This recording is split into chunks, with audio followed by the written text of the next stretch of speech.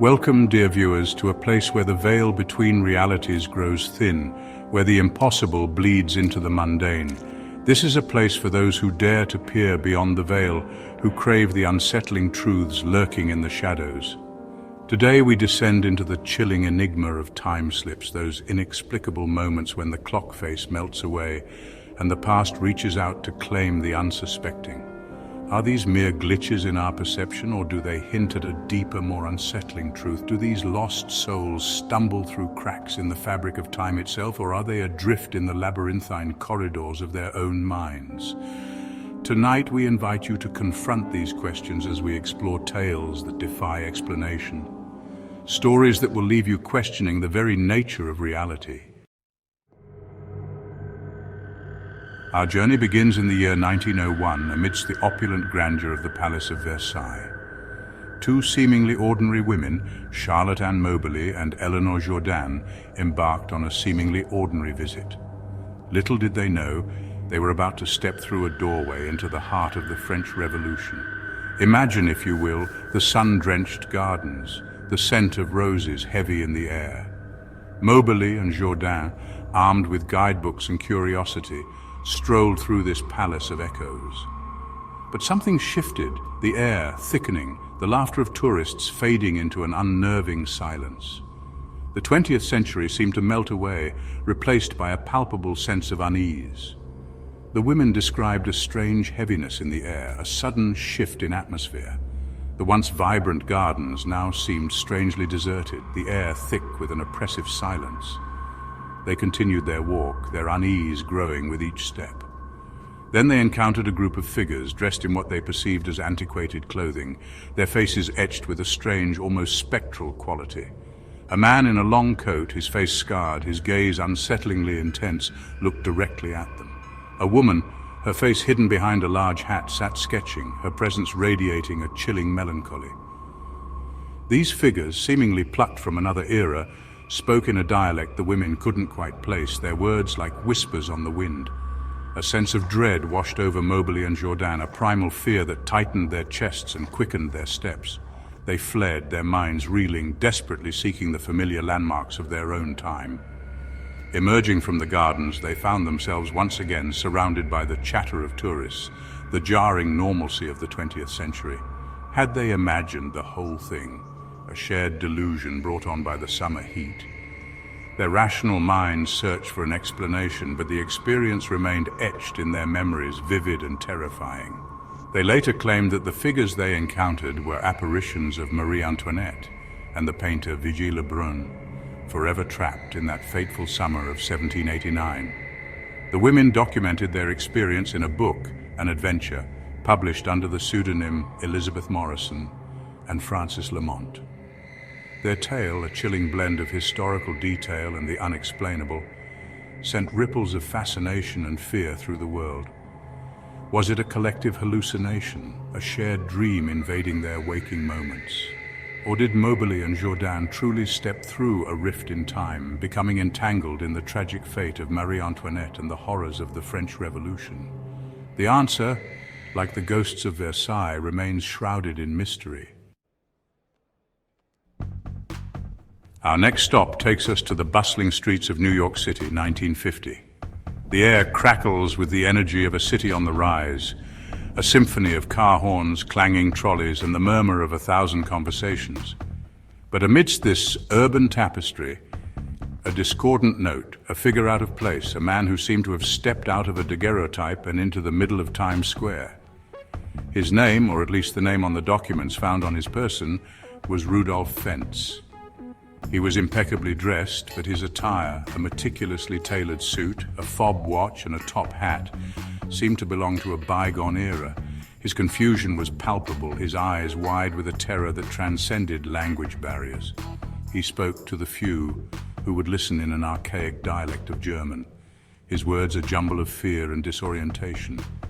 He clutched at passers-by, his eyes pleading for understanding, for someone, anyone, to make sense of the impossible situation in which he found himself. He was a man unmoored from time, adrift in a world he did not recognize. Witnesses described him as being in his late 20s, his features handsome in a way that seemed almost old-fashioned. His clothes, though meticulously kept, were clearly of another time. The cut, the fabric, the very style whispering of a bygone era. He carried with him a small collection of 19th century currency, business cards bearing a name and an address that no longer existed, and a pocket watch that, upon closer inspection, was of a make unknown to even the most seasoned antique collectors.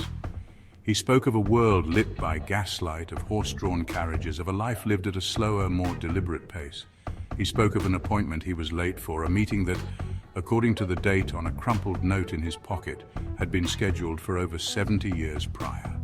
His words painted a picture of a life abruptly interrupted, a journey through time that defied all logic and reason. Then, just as abruptly as he appeared, Rudolph Fentz vanished. 1 minute he was there, clutching at a bewildered police officer, his eyes wide with terror. The next he was gone, vanished into thin air, leaving behind only questions, whispers, and a chilling testament to the capricious nature of time itself. Some speculate that Rudolph Fentz was a victim of amnesia, his memories jumbled, his sense of self fractured by some unknown trauma. Others whisper of time slips, of portals, of the thin veil that separates our present from the countless yesterdays that came before. Whatever the explanation, the story of Rudolph Fentz serves as a chilling reminder that some mysteries are destined to remain unsolved, their answers lost in the labyrinthine corridors of time. Our final destination takes us to Liverpool, England, to a bustling shopping district known as Bold Street. Here, amidst the modern storefronts and shoppers, whispers of temporal anomalies have persisted for decades. This is a place where the past is never truly gone, where echoes of bygone eras linger in the shadows. Witnesses tell of a strange disorientation, a sudden shift in atmosphere, as if the air itself has become thick with forgotten memories. The sounds of the 21st century, the tinny music from a teenager's headphones, fade away, replaced by the ghostly strains of 1950s music, the echo of a bygone era. One moment you're checking your reflection in a shop window. The next you're staring at your bewildered face, superimposed over a display of vintage clothing or antique furniture. The world around you shimmers, the familiar landmarks of Bold Street momentarily replaced by the ghostly outlines of shops long since shuttered, their signs advertising products and prices from a bygone era. Some describe a feeling of being watched, of unseen eyes peering from the shadows, their gazes filled with a mixture of curiosity and apprehension. Others speak of phantom smells, the scent of pipe tobacco, the sweet aroma of freshly baked bread, or the cloying perfume of a bygone era, each whiff a sensory portal to a forgotten time. There are tales of people stepping into what they thought were modern-day shops, only to find themselves transported to quaint, dimly lit establishments, their shelves stocked with products from the 1950s. The shopkeepers, dressed in period clothing, greet them with polite smiles, their confusion growing as these temporal tourists fumble with modern currency, their words a jumble of disbelief and wonder. One particularly chilling account tells of a young woman who, while walking down Bold Street, felt a sudden wave of dizziness. When she opened her eyes, she found herself standing in the middle of the street, but the cars were gone, replaced by vintage automobiles. People in 1950s attire rushed past her, their faces a mixture of amusement and concern. Terrified, she closed her eyes, willing herself to return to her own time. When she opened them again, she was back in the 21st century. The experience seared into her memory, a chilling reminder of the fragility of time. Is Bold Street a crossroads of some kind? A place where the veil between times is thin, allowing glimpses into Liverpool's past?